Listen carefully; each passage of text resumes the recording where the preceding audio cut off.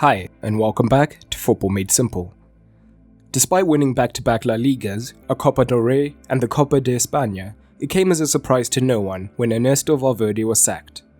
One of the reasons for this was the style of play he implemented. So in this video, we take a look at the tactics he implemented and what went wrong, so we can see if Setien can avoid these same mistakes. And to help illustrate certain points, we will be using statistics, and a good place where you can get stats is our video sponsor, OneFootball. It's a great free app that gives you stats, news, transfer updates, and it's available for free through the link in the description below. So, let's acknowledge that despite winning La Liga in both of his full seasons and being joint top at the time of sacking, this was nowhere near a good iteration of Barcelona.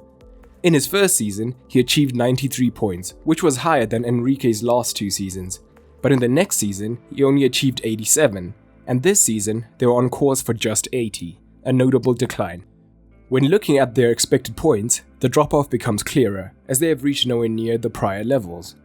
In fact, in 18-19, they conceded 9 less than expected goals against predicted, and in 17-18 that was 12, which shows their over-reliance on Ter Stegen to perform miracles.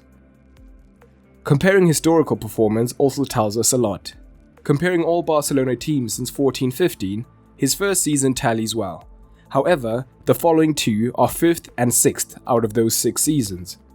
When doing the same for their closest rivals, Real Madrid, since 14-15, the 3 versions Valverde has competed against have been the 3 worst versions of Real Madrid in recent times.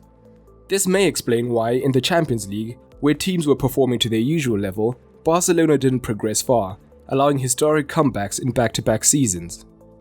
When assessing the tactical problems, we'll start with his first season and work our way forwards. Several tactics overlap through seasons, so we'll focus on a different aspect in each season.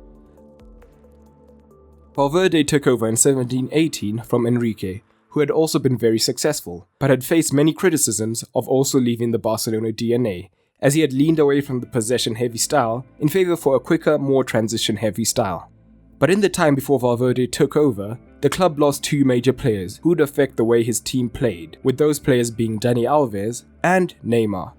When Valverde first came in, he was fearless and did what coaches before him had been hesitant to do, stray away from the 4-3-3. He implemented a 4-4-2 diamond that often looked like this. He tried to reinstate the more possession-heavy style, but as a more pragmatic manager, the speed of passing tended to be slower. When building out from the back, Busquets always dropped between the centre-backs. This is of course due to the fact that, as the metronome of the team, he's often the most tightly marked midfielder. So by moving deeper on the pitch, either an opposition midfielder would follow him, creating space for his midfielders or forwards to drop into, or Busquets would have more time to build up. When Busquets did drop deep, both Iniesta and Rakitic could take advantage of this situation. Rakitic would often drop deeper in this situation to provide a passing option, whilst Iniesta could move higher up the pitch to create even more space, but he could easily drop deep as well to provide the support. But the main problem they would encounter when attacking is clearly the lack of width, and this showed in their play. With Messi playing central and no left winger, Barcelona attacked through the centre most often in the league, with 28% of their plays going central. Teams became wary of this and tended to clog up the centre, making it difficult to create chances, as shown by the decline in shots per game, goals, and shots from within the box. A major reason for this was the sale of Neymar, who had been key in giving them width on the left. And the 4-3-3 had meant Messi could at least start wide on the right, and this had the effect of stretching the opposition's defense. But with no traditional wingers, the responsibility was heaped onto the fullbacks to provide this width. So, when Busquets did drop deep, the centre-back splitting wider, this facilitated Alba and Roberto to push higher up the pitch. When the ball is advanced higher up the pitch, Busquets would join the midfield line, allowing Iniesta to push higher up in the left-hand half space. The role of Paulinho was interesting, as he and Messi developed a good relationship. As the centre was highly crowded, Paulinho always looked to make runs behind the defence to tempt a through ball when available, but usually, these runs were mainly to open up space in this region, where Messi could then drop deep into. And of course, when Messi did get on the ball, he was like a magnet for opposition defenders. With the danger of Suarez and Paulinho centrally, and often looking to make runs through the half spaces, it meant that the fullbacks tended to tuck in. And with Iniesta tucking in, causing the opposition winger to be narrow as well. So often when Messi got on the ball, he would spread the ball out wide to the free Jordi Alba. Suarez and Paulinho would immediately make the front and back post runs, pushing the centre-backs deeper and providing an option. At the same time, this would leave space for Messi to make an unmarked run late, and Alba would often find him with the cross. But of course, they were also capable of building more slowly down the left flank with traditional overloads, as Iniesta could move high into the left wing zone, with Messi shifting even more centrally. They could then use combinations to create the third man run, still allowing Alba to cross. So one of the main issues with using a fullback as width provision is that no matter how good they are, they'll never be able to provide the same quality as a proper winger. A winger like Neymar could not only cross, but be a goal threat as well. In addition, when he stayed out wide, he attracted defenders, creating space for Messi, whereas now, Messi is creating space for the fullback. But the problem with this was the shape created in attack left holes. Busquets would almost always be isolated in the center of the park, with Rakitic being the closest source of support. So, when opponents attacked down the center, they could be overloaded. But more commonly, the space behind the fullbacks could be taken advantage of by a centre forward moving wide and creating space between the centre backs and potential room to attack. So Valverde would get his team to defend narrowly as often as possible, with the midfield four flattening out but staying close. Valverde still wanted them to press, but the drop-off in intensity from the Enrique era, who himself had been questioned for inefficient pressing, is obvious in the stats. In his first season, he would get Suarez to be a man-oriented presser, with Messi supporting him, looking to press the other centre-back.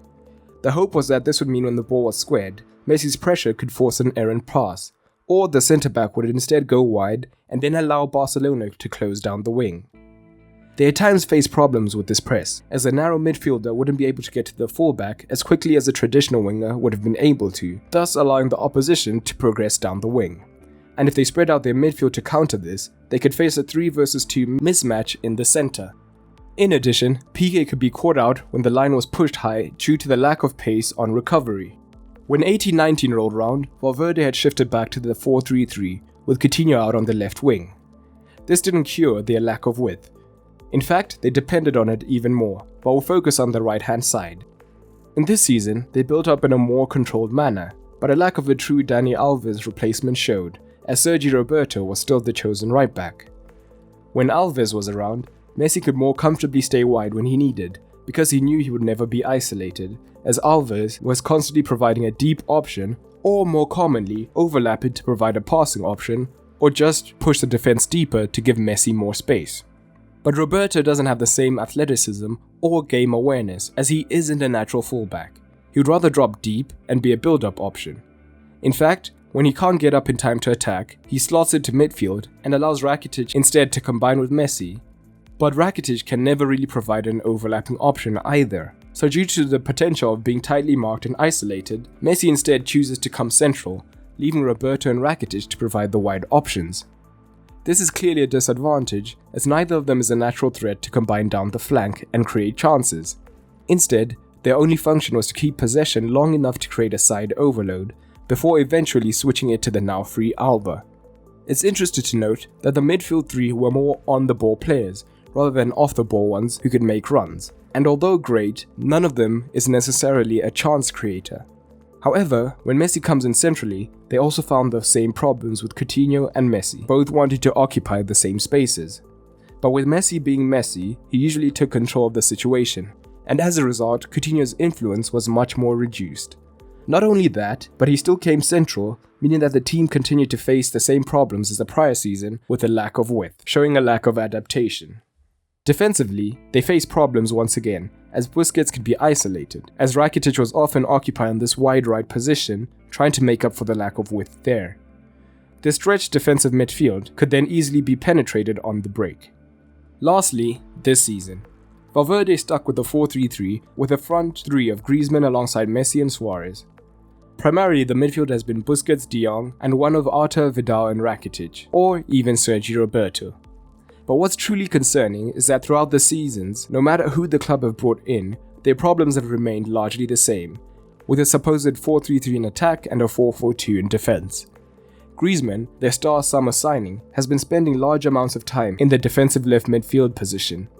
This means that on the counter-attack, he's often unable to get up in time to support, and in addition, he can be a weakness in the defensive zone by not tracking his runner.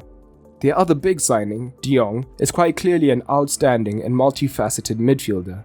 However, the way he's primarily been used is to start attacks from deep, but this leads to the same problem of a lack of a proper link between defense and attack, something which Iniesta used to do.